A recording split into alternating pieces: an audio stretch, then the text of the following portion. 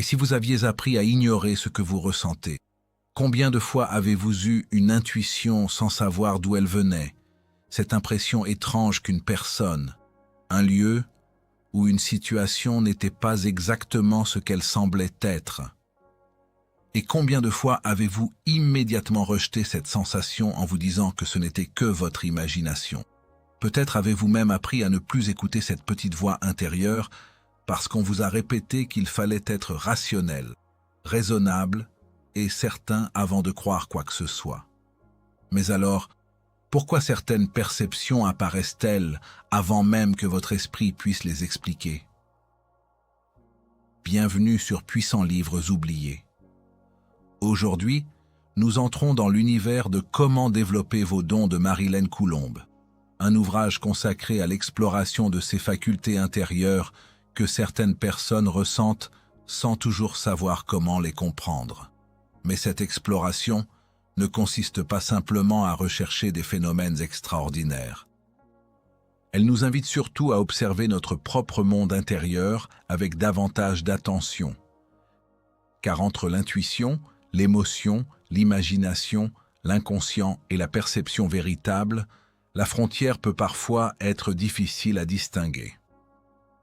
Ressentir quelque chose ne signifie pas nécessairement que cette perception est une vérité, mais l'ignorer systématiquement peut aussi nous empêcher de mieux nous comprendre. La véritable question devient alors beaucoup plus profonde. Comment apprendre à écouter ce qui se passe en nous tout en conservant suffisamment de discernement pour ne pas confondre une sensation avec une certitude? Le 6e sens commence par l'écoute de soi. L'écoute de soi commence rarement dans le silence complet. Elle commence plutôt lorsque l'on apprend à reconnaître ce qui se passe en nous avant de chercher immédiatement une explication à l'extérieur.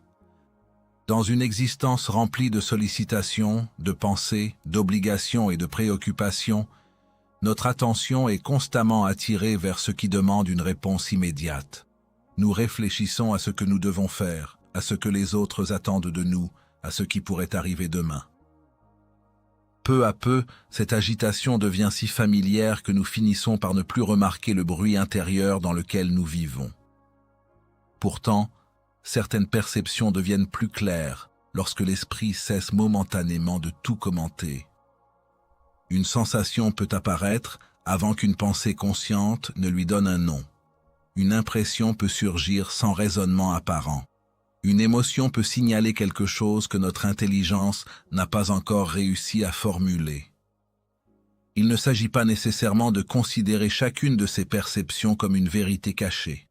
Il s'agit d'abord de leur accorder suffisamment d'attention pour comprendre ce qu'elles cherchent réellement à nous apprendre. L'intuition est souvent présentée comme une connaissance mystérieuse qui surgirait sans explication. Une approche plus attentive permet cependant de la considérer avec davantage de nuances. Notre esprit enregistre constamment des informations dont nous n'avons pas toujours conscience.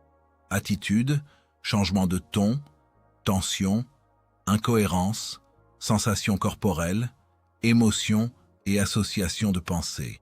Une partie de ces informations peut être traitée avant même que notre raisonnement conscient n'intervienne. Ce que nous appelons intuition peut alors être une perception complexe qui apparaît sous la forme d'une impression immédiate. Mais l'écoute intérieure demande du discernement. Une sensation forte n'est pas automatiquement une intuition juste. La peur peut parler avec une grande intensité. Le désir peut donner l'impression d'une certitude. Une blessure ancienne peut influencer notre perception sans que nous en soyons conscients. C'est pourquoi développer sa sensibilité ne signifie pas abandonner son esprit critique. Au contraire, plus une personne devient attentive à ses perceptions, plus elle doit apprendre à les observer avec honnêteté.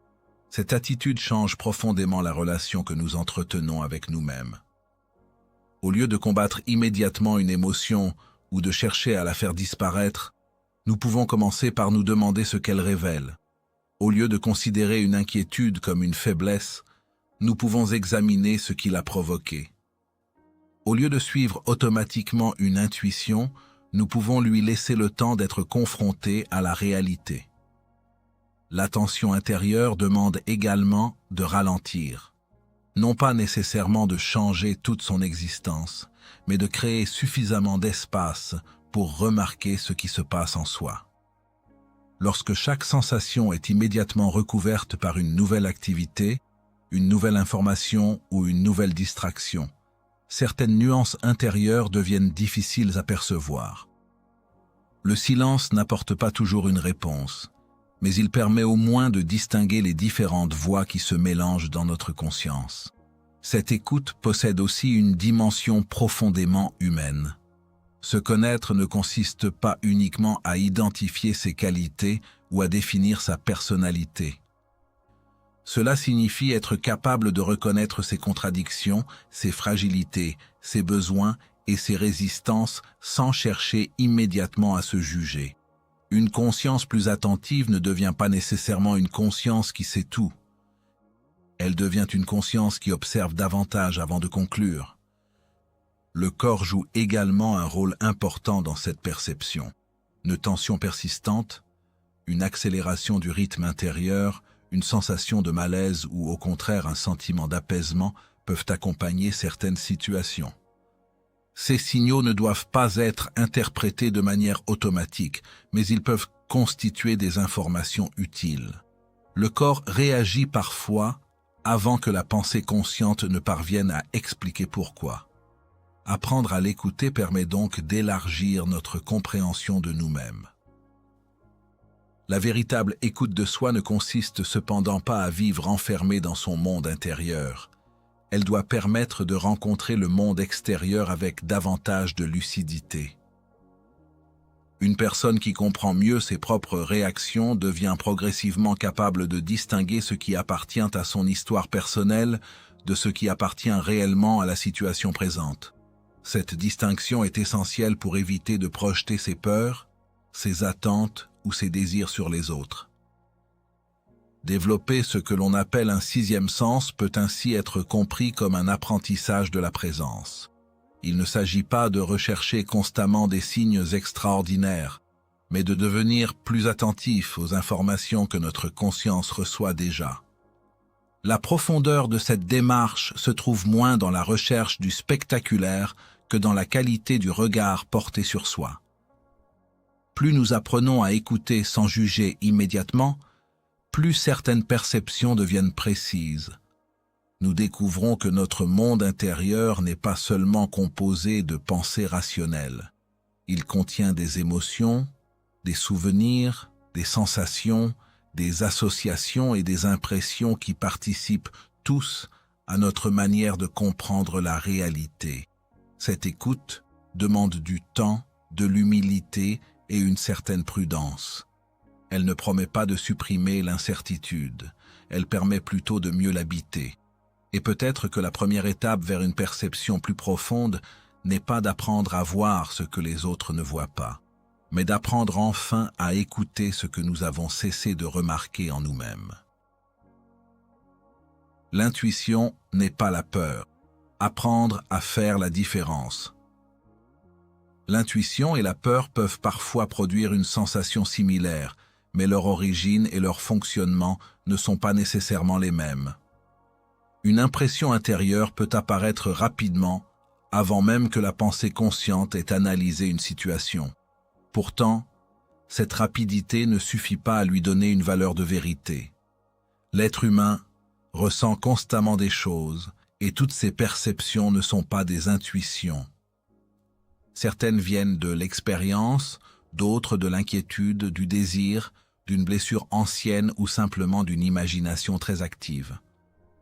Le discernement commence donc par une question simple.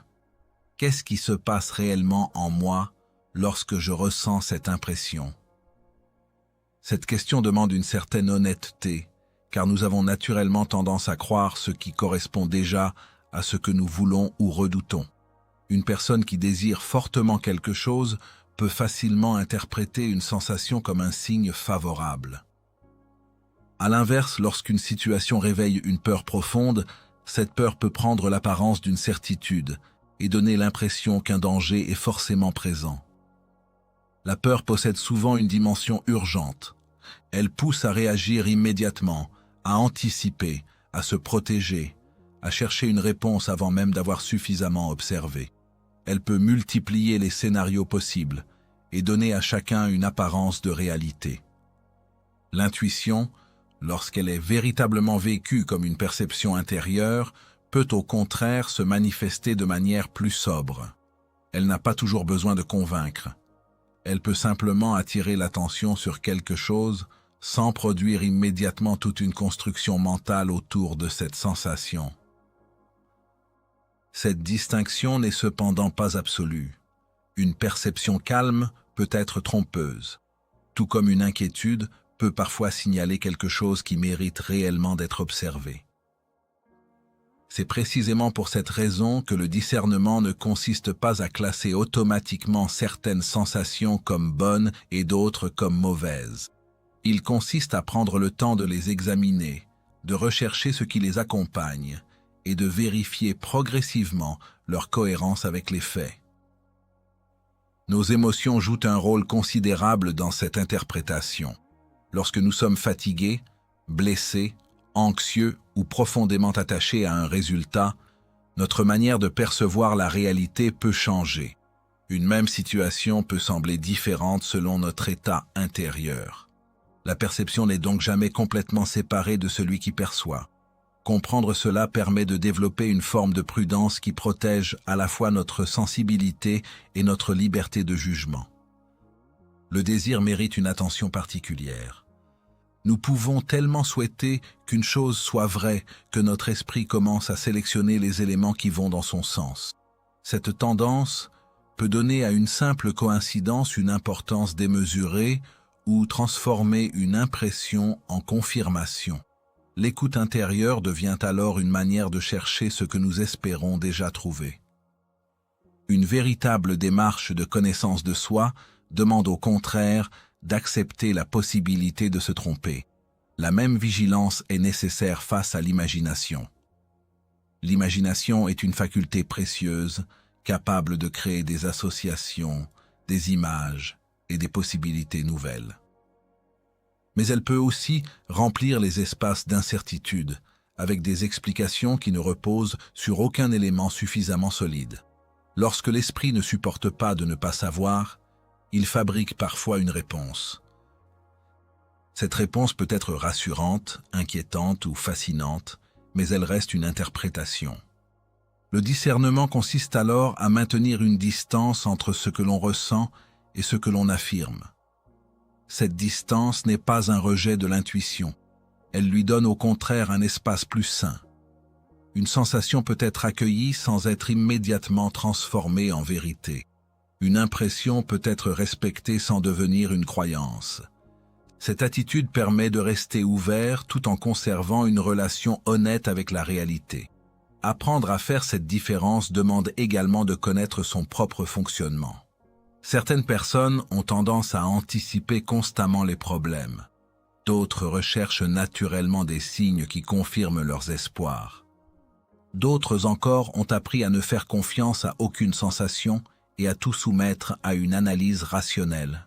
Ces attitudes peuvent toutes avoir une fonction, mais aucune ne devrait devenir une prison intérieure. L'objectif n'est donc pas de choisir entre la raison et l'intuition. Une compréhension plus mature cherche plutôt à les faire dialoguer. L'intuition peut attirer l'attention. La réflexion peut examiner ce qui a été perçu. L'émotion peut signaler un besoin. La conscience peut chercher à comprendre son origine. Le corps peut réagir. L'esprit peut prendre le temps d'observer avant de décider. Cette complémentarité permet d'éviter deux excès opposés. Croire aveuglément tout ce que l'on ressent ou mépriser systématiquement toute perception qui ne peut pas être immédiatement expliquée. La sensibilité devient réellement constructive lorsqu'elle s'accompagne de responsabilité. Plus une personne accorde de l'importance à ses perceptions intérieures, plus elle doit être capable de reconnaître ses limites.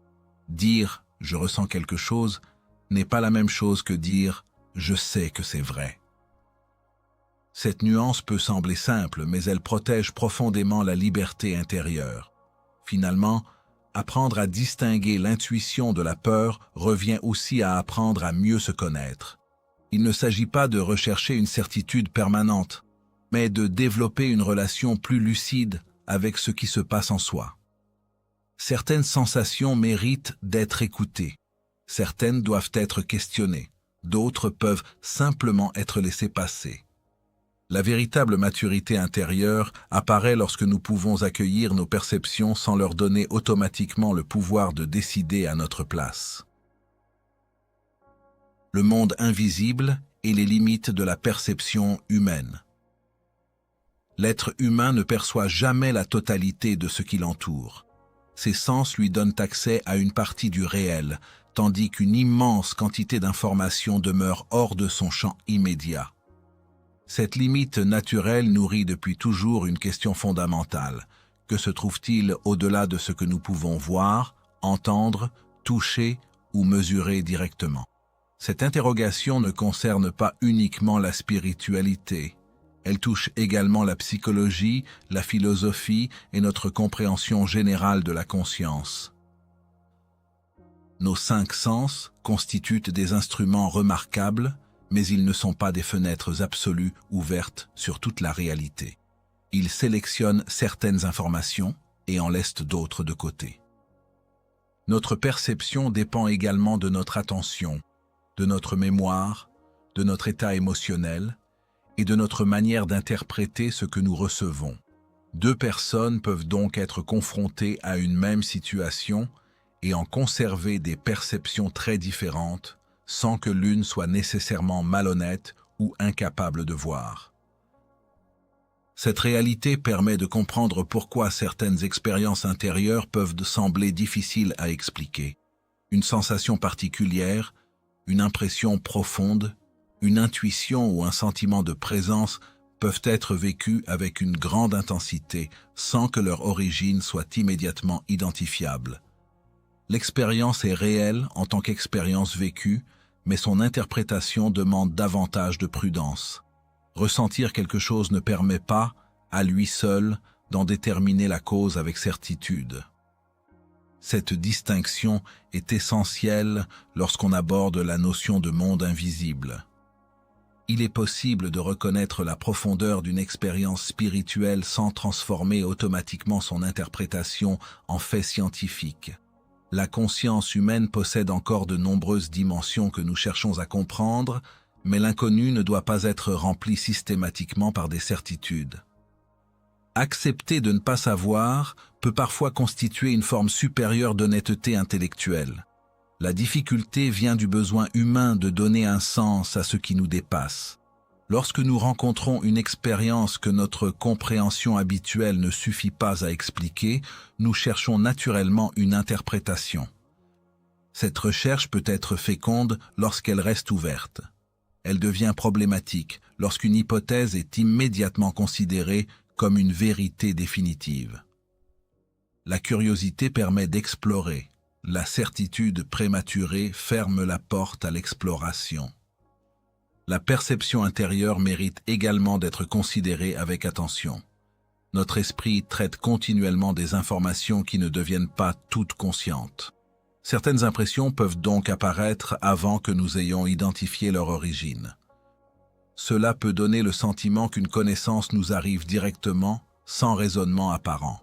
Cette expérience peut être importante pour la personne qui la ressent, mais elle doit être observée avec suffisamment de recul pour distinguer perception, interprétation et croyance. La sensibilité joue ici un rôle particulier. Certaines personnes semblent être particulièrement attentives aux variations émotionnelles, aux ambiances, aux changements subtils dans les comportements ou aux sensations corporelles. Cette sensibilité peut enrichir la compréhension du monde, mais elle peut également rendre l'interprétation plus complexe. Plus nous percevons de nuances, plus nous devons apprendre à les organiser sans leur attribuer immédiatement une signification extraordinaire. L'ouverture à l'invisible ne devrait donc pas être confondue avec le rejet de la raison. Une démarche véritablement profonde peut accueillir le mystère, tout en conservant une capacité critique. La raison n'a pas pour fonction de détruire toutes les expériences qui dépassent notre compréhension. Elle peut aider à examiner les différentes explications possibles et à reconnaître les limites de ce que nous savons réellement. Cette position demande une certaine humilité. Nous aimerions souvent disposer d'une réponse claire à chaque question, surtout lorsque celle-ci touche à notre existence, à notre destinée ou à notre rapport à ce qui nous dépasse. Pourtant, certaines questions demeurent ouvertes. Cette ouverture n'est pas nécessairement un manque. Elle peut permettre à la pensée de rester vivante et d'éviter de transformer l'inconnu en système fermé. Le véritable intérêt de cette exploration se trouve peut-être précisément dans cette frontière entre ce que nous savons et ce que nous ne savons pas encore. Elle nous rappelle que la perception humaine est précieuse, mais limitée, que l'expérience personnelle peut être profonde, mais qu'elle ne constitue pas automatiquement une preuve universelle, et que le mystère peut être respecté sans être artificiellement expliqué. Développer une perception plus fine de soi et du monde demande donc deux qualités qui peuvent sembler opposées, l'ouverture et la prudence. L'ouverture permet de ne pas rejeter trop rapidement ce qui dépasse nos habitudes de pensée. La prudence empêche de transformer chaque sensation en certitude.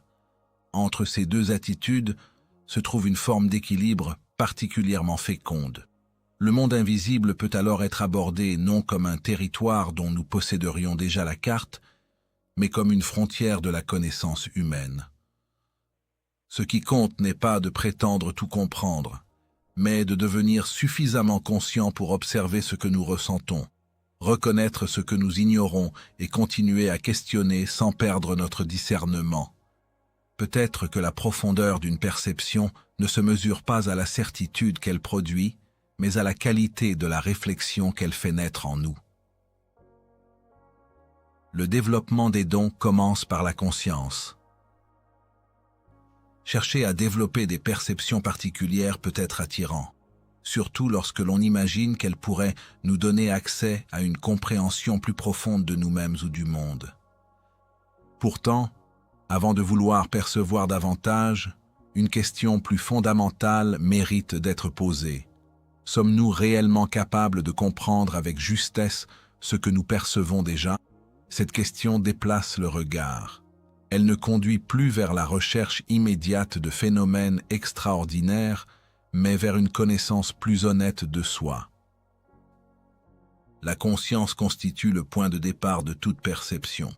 Elle permet d'observer nos pensées, nos émotions, nos réactions et les interprétations que nous construisons à partir de ce qui nous arrive. Sans cette attention, il devient facile de confondre une intuition avec une peur, une perception avec un désir ou une impression avec une certitude.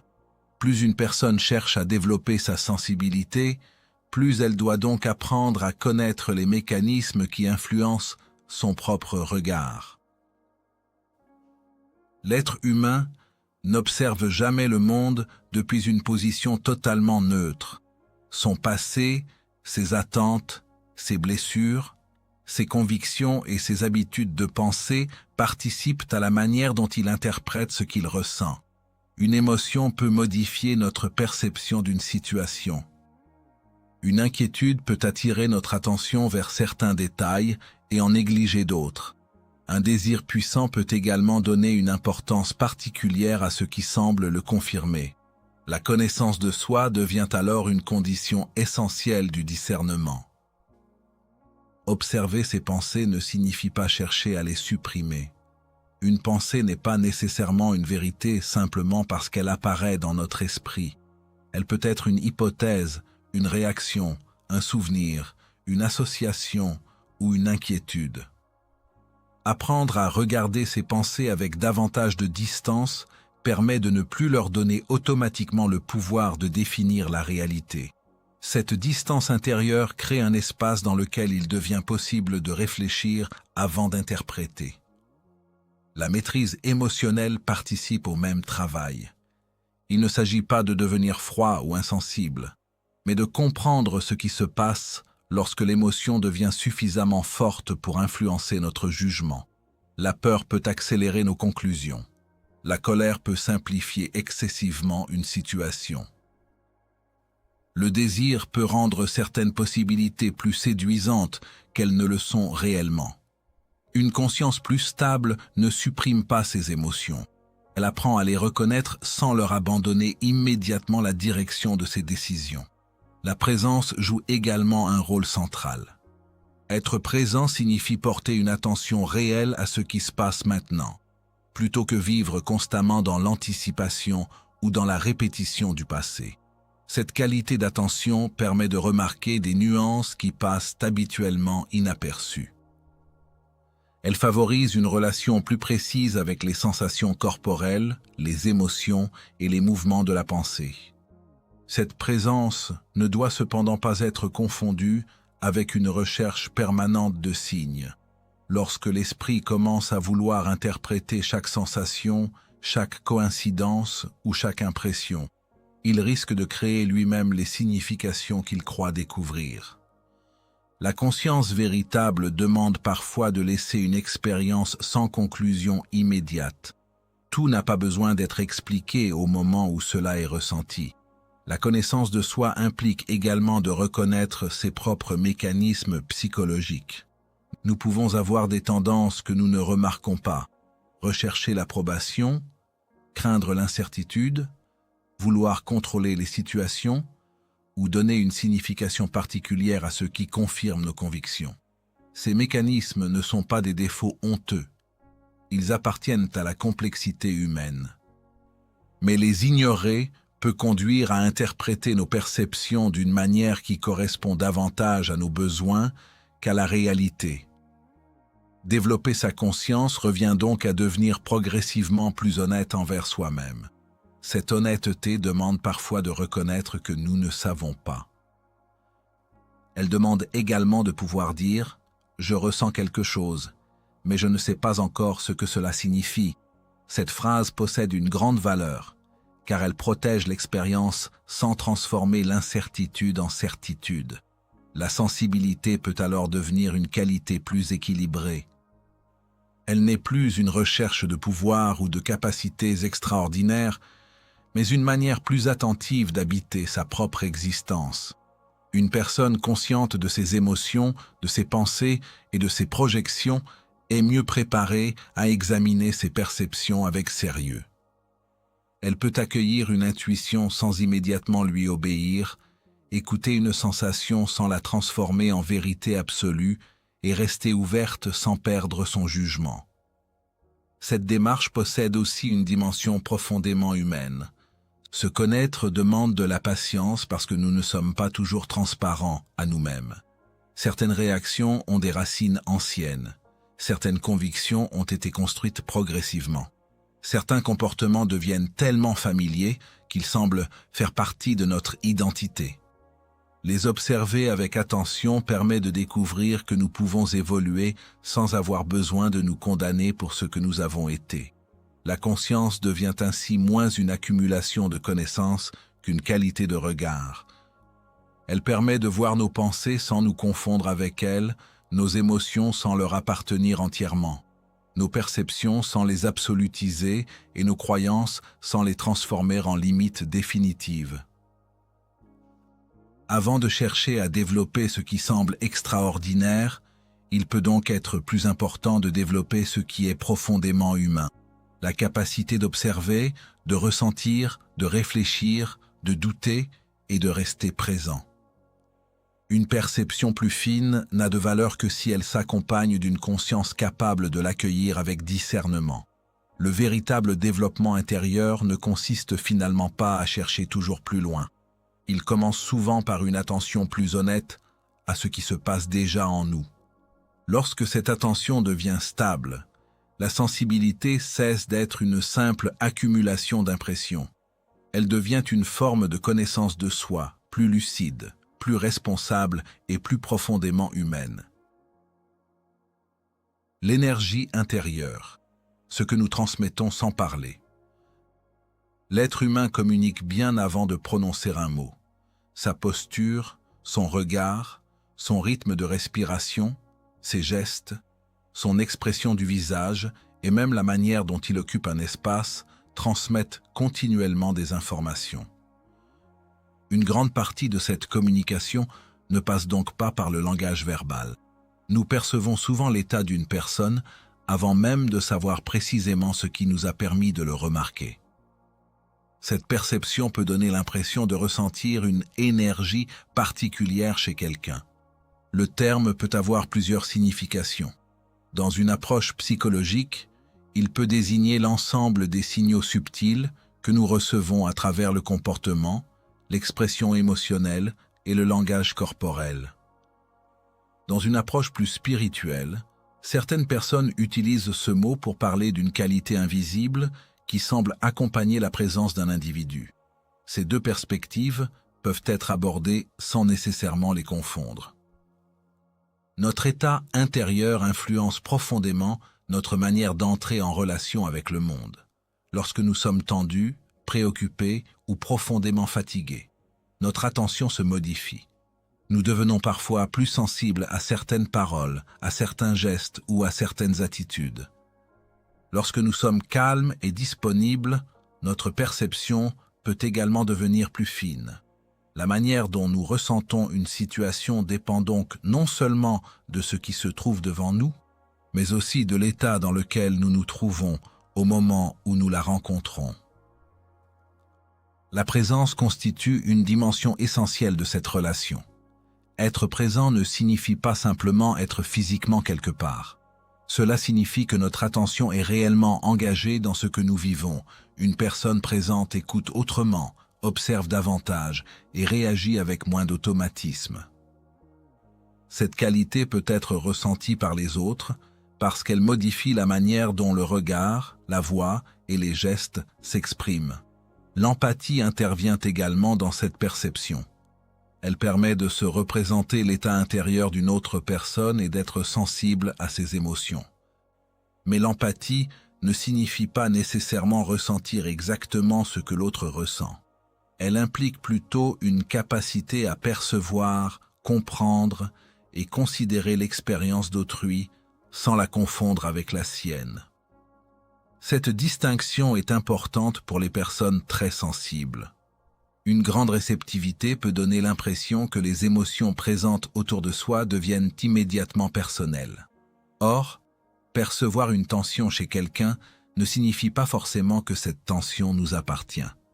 Sentir une atmosphère particulière ne signifie pas non plus que nous devons en rechercher immédiatement une explication extraordinaire. La conscience permet justement d'observer cette impression avant de lui attribuer une signification. Le langage corporel joue ici un rôle considérable. Une personne peut affirmer qu'elle va bien tout en adoptant une posture fermée, en évitant le regard ou en parlant avec une tension inhabituelle. Notre cerveau peut détecter une partie de ces informations très rapidement. Nous ne savons pas toujours expliquer ce que nous avons remarqué, mais nous pouvons ressentir qu'un décalage existe entre les paroles et les signaux non verbaux. Cette capacité de perception peut devenir plus fine avec l'attention. Plus nous sommes attentifs aux autres, plus nous remarquons certains changements subtils. Mais cette sensibilité doit rester accompagnée de prudence. Interpréter le comportement d'une personne n'est jamais la même chose que connaître avec certitude ce qu'elle pense ou ce qu'elle ressent. Une attitude peut avoir plusieurs explications, et notre propre état intérieur peut influencer la manière dont nous la comprenons. La véritable écoute commence donc par une distinction entre perception et interprétation. Nous pouvons percevoir un changement dans la voix d'une personne sans savoir pourquoi il se produit. Nous pouvons ressentir une atmosphère tendue sans connaître précisément son origine. Nous pouvons avoir l'impression qu'une personne est triste sans disposer de suffisamment d'informations pour l'affirmer. Cette différence protège la relation humaine contre les conclusions trop rapides.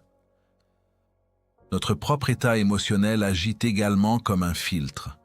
Lorsque nous sommes anxieux, nous pouvons être particulièrement attentifs aux signes de rejet ou de danger. Lorsque nous sommes sereins, nous pouvons percevoir les mêmes interactions avec davantage de recul. Comprendre cette influence permet de ne pas attribuer systématiquement aux autres ce qui appartient peut-être à notre propre monde intérieur. L'énergie que nous transmettons peut ainsi être comprise comme une combinaison complexe de présence, d'émotions, d'attitudes et de comportements. Nous influençons les autres par la manière dont nous nous tenons, dont nous parlons, dont nous écoutons et dont nous réagissons. Une personne intérieurement apaisée peut communiquer cette stabilité sans avoir besoin de l'annoncer. Une personne constamment tendue peut également transmettre cette tension sans en avoir pleinement conscience. Cette réalité donne une profondeur particulière au travail sur soi. Modifier son état intérieur ne transforme pas seulement la manière dont nous nous sentons. Cela peut également modifier notre manière d'entrer en relation. Une plus grande conscience émotionnelle peut rendre notre présence plus cohérente. Nous devenons progressivement capables de reconnaître ce que nous ressentons avant de le projeter sur les autres. Il devient alors possible d'aborder la notion de perception subtile avec davantage de maturité. Il n'est pas nécessaire de choisir immédiatement entre une explication strictement psychologique et une interprétation spirituelle. L'essentiel est de reconnaître ce que nous vivons, de rester attentif à ce que nous pouvons réellement observer et de conserver suffisamment d'humilité face à ce que nous ne pouvons pas vérifier. Développer sa sensibilité ne signifie donc pas devenir constamment absorbé par les émotions ou les atmosphères qui nous entourent. Cela signifie apprendre à percevoir sans se perdre, à écouter sans absorber, à ressentir sans conclure trop vite. Cette capacité demande une connaissance de soi suffisamment solide pour que l'ouverture aux autres ne devienne pas une disparition de ses propres limites. La véritable force intérieure ne réside peut-être pas dans la capacité à ressentir tout ce qui nous entoure, mais dans la capacité à rester conscient de ce que nous ressentons tout en conservant notre liberté intérieure. Lorsque la perception devient plus fine et que le discernement reste présent, la sensibilité cesse d'être une simple réceptivité. Elle devient une manière plus consciente, plus humaine et plus responsable d'être en relation avec les autres.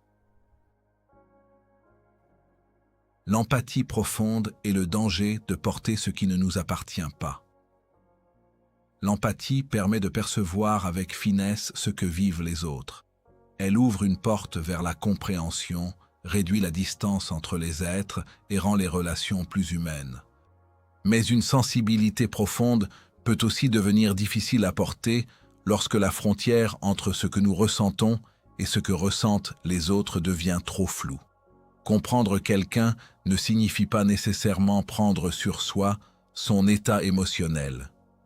Être attentif à une souffrance ne signifie pas devoir la vivre intérieurement comme si elle était la nôtre. Cette distinction paraît simple, mais elle devient beaucoup plus complexe lorsque la sensibilité est particulièrement développée.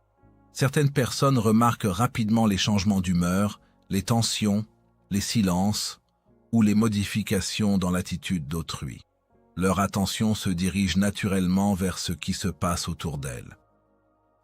Cette capacité peut être précieuse, mais lorsqu'elle fonctionne sans limite consciente, elle peut progressivement créer une fatigue émotionnelle importante. L'empathie saine laisse une place à l'autre sans effacer celui qui écoute.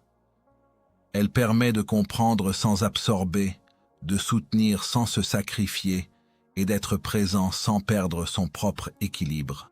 L'absorption émotionnelle fonctionne autrement. Elle donne parfois l'impression que les émotions rencontrées à l'extérieur doivent immédiatement être portées à l'intérieur. La tristesse d'une autre personne devient alors notre tristesse, son anxiété devient notre anxiété, sa colère modifie notre propre état intérieur. Cette confusion peut être renforcée par une volonté sincère d'aider. Lorsqu'une personne ressent profondément la souffrance d'autrui, elle peut avoir le sentiment qu'elle doit faire quelque chose pour la faire disparaître.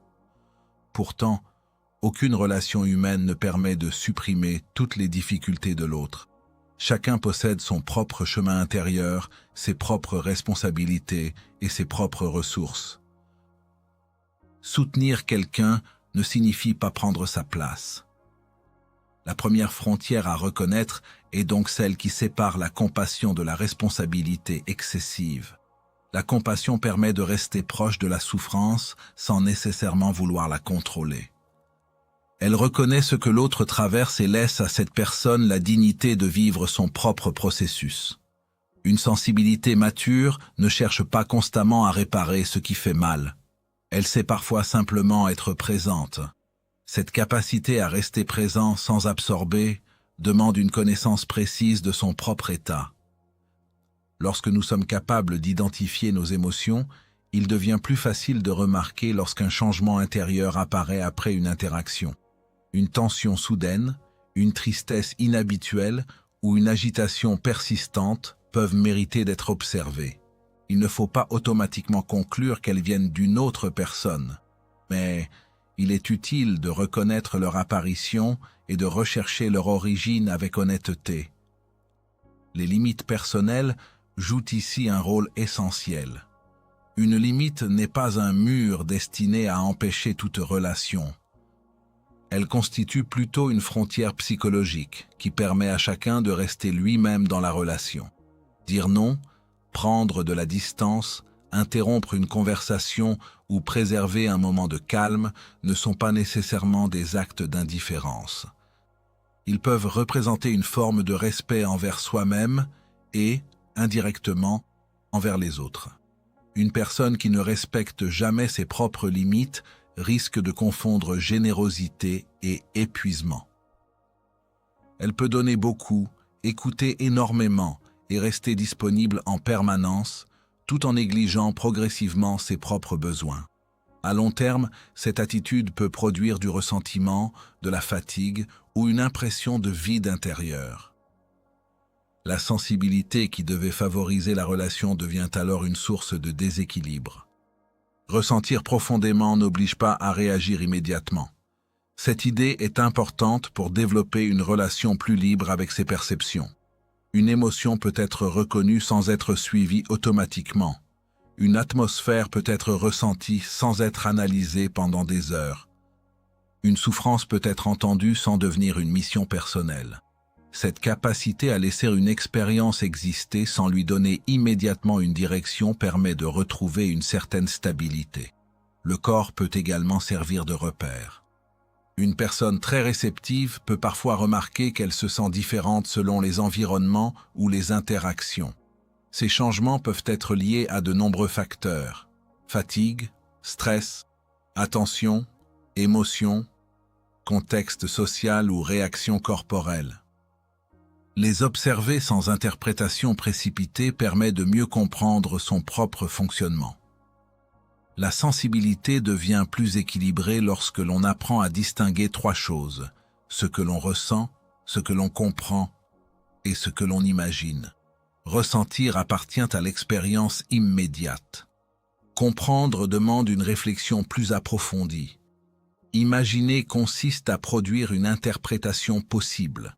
Ces trois dimensions peuvent se mélanger très facilement, mais elles ne possèdent pas la même valeur. Cette distinction protège également contre une forme de responsabilité excessive. Nous ne pouvons pas connaître avec certitude tout ce que ressent une autre personne simplement parce que nous avons perçu un changement chez elle. Nous pouvons être attentifs, poser des questions, écouter et rester disponibles. Mais nous devons aussi accepter que certaines réalités appartiennent à l'autre et ne peuvent être connues qu'à travers ce qu'il choisit de partager.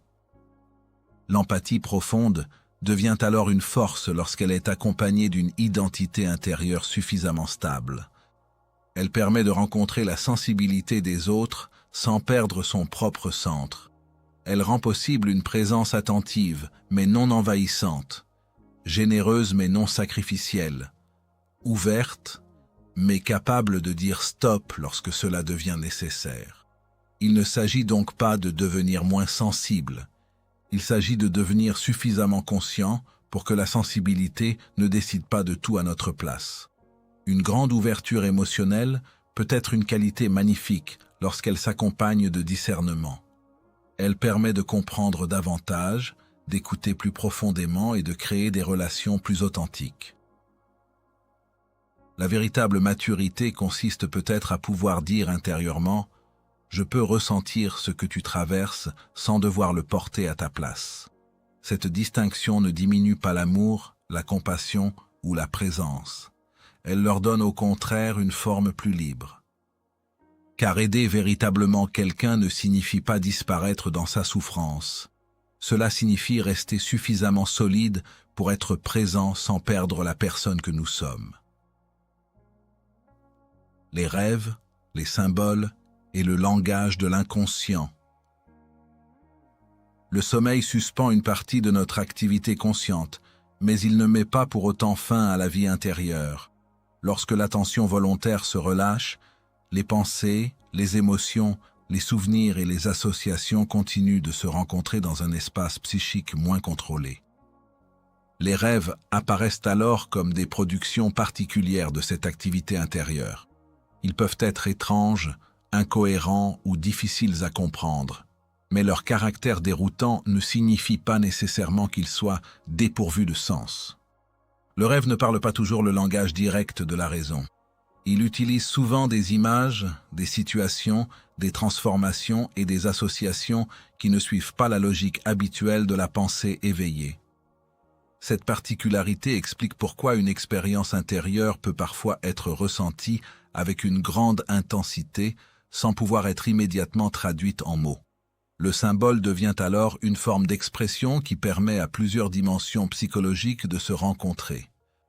Comprendre les rêves demande toutefois de renoncer à l'idée qu'une image possède toujours une signification universelle et fixe.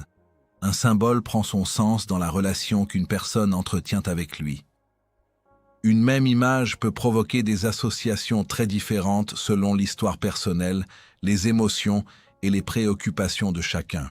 L'interprétation doit donc commencer par l'écoute de ce que cette image évoque réellement pour la personne concernée.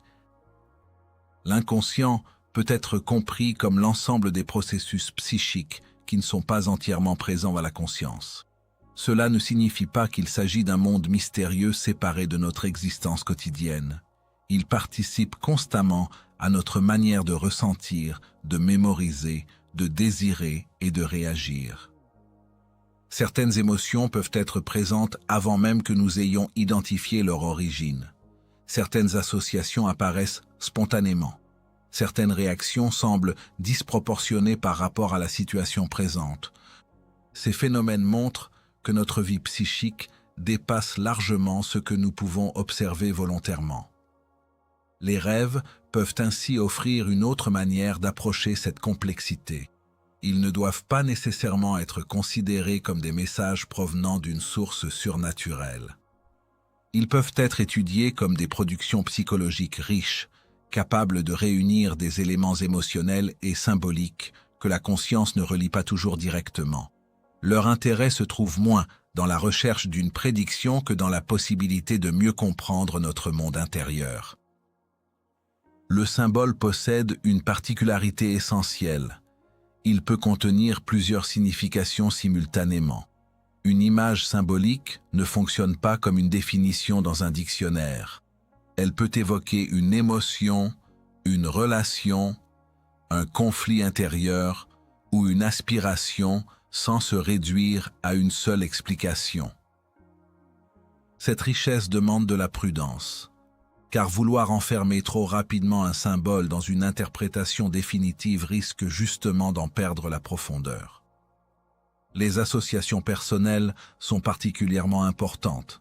Une image peut réveiller un souvenir, une émotion ou une sensation qui n'était pas immédiatement accessible à la conscience. Le lien entre ces éléments n'est pas toujours logique au sens rationnel du terme, mais il peut révéler quelque chose de la manière dont notre esprit organise son expérience. Observer ces associations sans les forcer permet parfois de découvrir des préoccupations que nous n'avions pas clairement reconnues pendant la journée. Cette observation demande une attitude différente de celle utilisée pour résoudre un problème. Il ne s'agit pas de chercher immédiatement la bonne réponse. Il faut plutôt laisser apparaître les différentes significations possibles, puis examiner leur cohérence avec notre état intérieur. Une interprétation intéressante n'est pas forcément celle qui paraît la plus spectaculaire. C'est souvent celle qui permet de comprendre quelque chose avec davantage de précision et de profondeur. Les rêves peuvent également mettre en évidence certaines tensions psychologiques. Une partie de nous peut désirer une chose, tandis qu'une autre la redoute. Nous pouvons consciemment penser avoir accepté une situation, alors qu'une émotion demeure encore active. Nous pouvons vouloir avancer tout en conservant une résistance que nous ne reconnaissons pas clairement. Le rêve peut alors représenter symboliquement cette contradiction, non pas comme une vérité absolue, mais comme une expression possible d'un conflit intérieur. Cette perspective permet de considérer l'inconscient avec respect sans lui attribuer une autorité excessive. Tout ce qui apparaît dans un rêve n'est pas nécessairement un message qu'il faudrait suivre. Les rêves peuvent être influencés par de nombreux facteurs, émotions récentes, souvenirs, préoccupations, sensations physiques, événements de la journée ou processus propres au sommeil. Leur interprétation doit donc rester ouverte et nuancée. L'intérêt d'une telle démarche se trouve surtout dans la qualité d'attention qu'elle développe. Prendre au sérieux ses rêves ne signifie pas croire aveuglément à chaque image. Cela signifie accepter que notre vie intérieure possède plusieurs niveaux et que certaines choses peuvent être ressenties avant d'être comprises. Cette attitude peut favoriser une relation plus attentive avec soi-même. Les symboles permettent également de retrouver une forme de langage intérieur que la pensée purement rationnelle ne suffit pas toujours à exprimer. Certaines émotions sont difficiles à expliquer directement. Elles peuvent pourtant être reconnues à travers une image, une sensation ou une association. Le symbole devient alors un moyen de donner une forme à ce qui était jusque-là confus. Cette démarche demande cependant de ne pas confondre profondeur et certitude. Plus une expérience semble mystérieuse, plus il peut être tentant de lui attribuer une signification extraordinaire. Or, respecter la complexité de l'inconscient signifie aussi accepter ses ambiguïtés. Nous ne sommes pas obligés de tout expliquer pour reconnaître qu'une expérience intérieure a de l'importance. Les rêves peuvent finalement être considérés comme l'un des nombreux espaces où la conscience rencontre ce qu'elle ne maîtrise pas entièrement. Ils nous rappellent que notre esprit n'est pas uniquement composé de pensées volontaires et de décisions conscientes. Une partie de notre vie psychique travaille en arrière-plan, associe, transforme, conserve et exprime des éléments que nous ne percevons pas toujours directement. Apprendre à écouter ce langage ne consiste donc pas à rechercher des réponses cachées à tout prix. Il s'agit plutôt de développer une attention plus fine envers soi-même.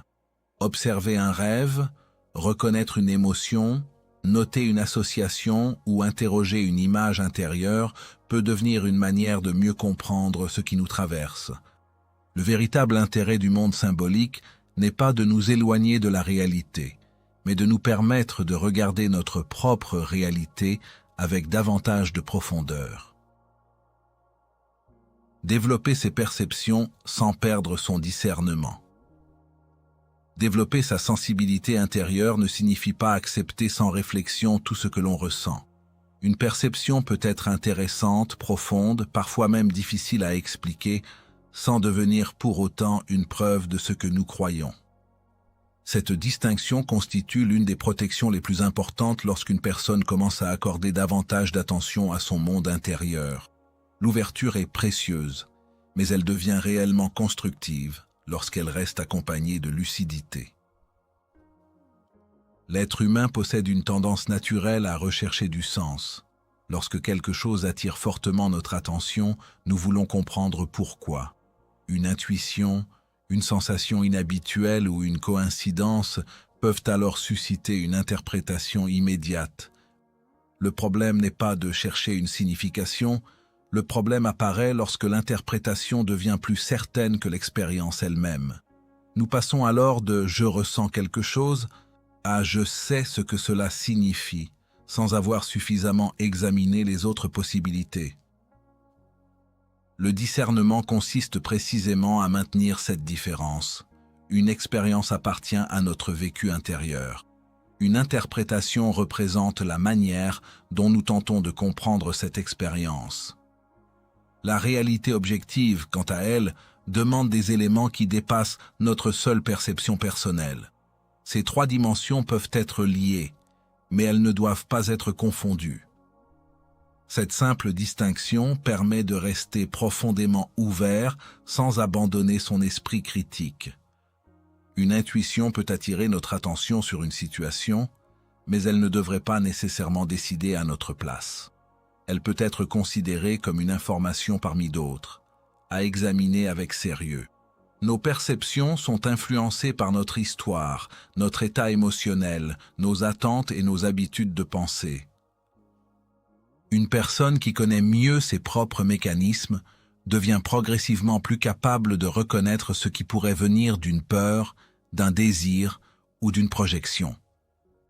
Cette connaissance de soi représente une forme de protection. Lorsque nous savons que nous pouvons nous tromper, nous devenons moins vulnérables à nos propres certitudes. Cette humilité ne détruit pas la confiance en soi. Elle permet de construire une confiance plus mature. Nous pouvons écouter notre intuition tout en acceptant de vérifier. Nous pouvons respecter une sensation tout en reconnaissant qu'elle ne constitue pas nécessairement une conclusion. L'ouverture intérieure demande également de supporter l'incertitude. Beaucoup de personnes cherchent une réponse immédiate parce que ne pas savoir crée une tension. Pourtant, certaines expériences ne possèdent pas d'explication instantanée. Vouloir absolument leur donner un sens peut conduire à fabriquer une réponse simplement pour supprimer l'inconfort. La maturité consiste parfois à pouvoir rester avec une question sans la remplir immédiatement par une croyance. Cette attitude est particulièrement importante lorsqu'une perception semble avoir une origine surnaturelle. Il est possible de respecter profondément une expérience spirituelle personnelle sans affirmer qu'elle constitue une réalité universelle démontrée. Une personne peut donner une signification spirituelle à ce qu'elle vit, mais cette signification reste une interprétation tant qu'elle ne peut pas être établie indépendamment de son expérience personnelle. Cette nuance n'enlève rien à la valeur subjective d'une expérience. Ce que nous ressentons peut transformer notre manière de réfléchir, de nous connaître et de donner du sens à notre existence. Mais une expérience intérieure et une affirmation objective ne répondent pas à la même question. La première concerne ce que nous avons vécu. La seconde concerne ce qui peut être établi au-delà de notre propre perception. Le discernement demande aussi d'observer les conséquences de nos croyances. Une perception qui nous pousse à devenir plus attentifs, plus responsables, plus libres et plus équilibrés peut avoir une fonction constructive. À l'inverse, une interprétation qui nous enferme dans la peur, la dépendance ou la certitude absolue mérite d'être examinée avec davantage de prudence. Notre relation à une croyance peut parfois être plus importante que la croyance elle-même. Développer ses perceptions ne devrait donc jamais signifier abandonner son autonomie. Personne ne devrait devenir dépendant d'une intuition, d'une interprétation ou d'une personne prétendant détenir des réponses absolues sur son monde intérieur. La sensibilité doit renforcer la liberté, pas la réduire. Elle doit permettre de mieux écouter, mieux comprendre et mieux choisir, sans remplacer la responsabilité personnelle. Il est également important de conserver une place pour les explications ordinaires. Une sensation peut avoir une origine psychologique, émotionnelle, physique ou contextuelle. Une coïncidence peut simplement être une coïncidence. Un rêve peut être influencé par des préoccupations récentes. Une impression peut venir d'informations perçues inconsciemment. Reconnaître ces possibilités ne signifie pas être fermé au mystère. Cela signifie simplement ne pas conclure avant d'avoir suffisamment observé. Cette prudence est compatible avec une vie intérieure profonde. La rationalité et la sensibilité ne sont pas nécessairement des ennemis. La raison peut examiner ce que l'intuition propose. L'intuition peut attirer l'attention sur ce que la raison n'avait pas encore considéré. Leur dialogue permet une compréhension plus complète que l'exclusion de l'une au profit de l'autre. Une perception devient réellement utile lorsqu'elle nous aide à mieux comprendre notre relation au monde sans nous éloigner de la réalité. Elle peut devenir un point de départ pour une réflexion, une invitation à observer ou une occasion de mieux nous connaître. Elle ne doit pas nécessairement devenir une vérité définitive. La véritable liberté intérieure apparaît lorsque nous pouvons dire « je ressens cela, mais je reste libre de l'examiner ». Cette position demande du courage, car elle nous oblige à ne pas nous accrocher immédiatement à ce qui nous fascine. Elle permet pourtant de conserver quelque chose d'essentiel, la capacité de changer d'avis lorsque de nouvelles informations apparaissent. Développer ces perceptions, finalement, ne consiste pas à croire davantage. Cela consiste à percevoir avec plus d'attention, à interpréter avec plus de prudence et à penser avec davantage de liberté. La sensibilité devient alors une richesse lorsqu'elle reste accompagnée de discernement. Elle nous permet d'explorer notre monde intérieur sans perdre le contact avec le réel, d'accueillir le mystère sans le transformer en certitude et de rester profondément humain face à tout ce que nous ne comprenons pas encore. Le véritable don, devenir plus conscient de soi et des autres. La véritable richesse d'une sensibilité développée ne se mesure pas au nombre de phénomènes inhabituels que l'on pense pouvoir percevoir. Elle se mesure davantage à la qualité de conscience que cette sensibilité permet de construire. Percevoir davantage n'a de valeur que si cette perception nous rend plus attentifs à nous-mêmes, plus lucides dans nos relations et plus respectueux de ce que nous ne comprenons pas encore. Une faculté intérieure, quelle qu'elle soit, perd son sens lorsqu'elle nourrit uniquement la fascination, la recherche de pouvoir ou le sentiment d'être différent des autres. Devenir plus conscient de soi constitue probablement l'une des transformations les plus importantes de cette démarche. Nous sommes souvent capables d'observer rapidement les comportements des autres tout en restant beaucoup moins attentifs à nos propres réactions. Nous remarquons une tension, une émotion ou une contradiction chez quelqu'un, mais nous pouvons oublier que notre propre perception passe également à travers nos filtres personnels.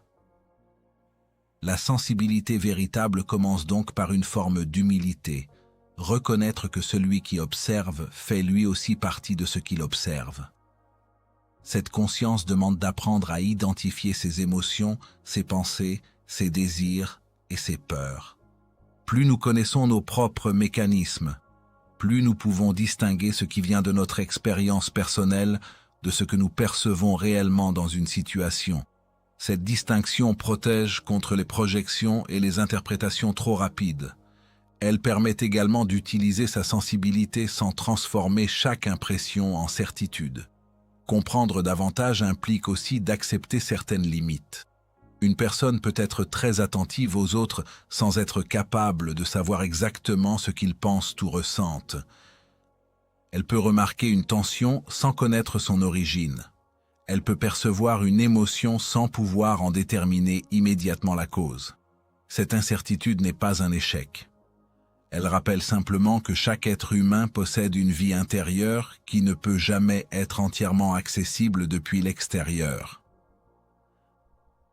Le respect devient alors une conséquence naturelle de la conscience. Lorsque nous reconnaissons les limites de notre perception, nous cessons progressivement de croire que nous savons toujours ce qui est bon pour les autres. Nous pouvons écouter sans imposer, observer sans juger et proposer sans décider à la place de quelqu'un. La sensibilité devient ainsi une capacité relationnelle plutôt qu'un moyen de domination. Il existe également une responsabilité particulière dans le fait de percevoir beaucoup.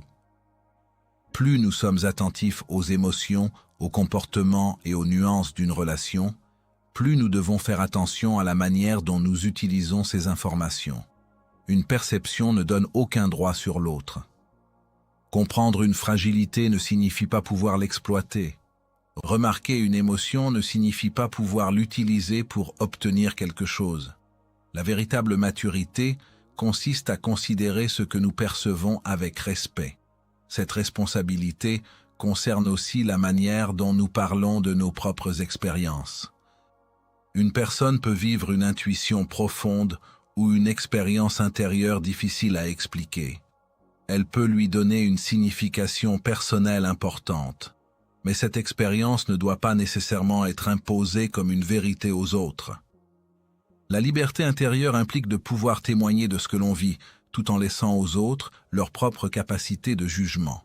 La sensibilité peut également devenir une manière de développer davantage de compassion.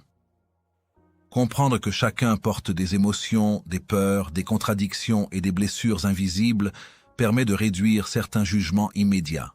Cela ne signifie pas excuser tous les comportements, ni renoncer aux limites nécessaires.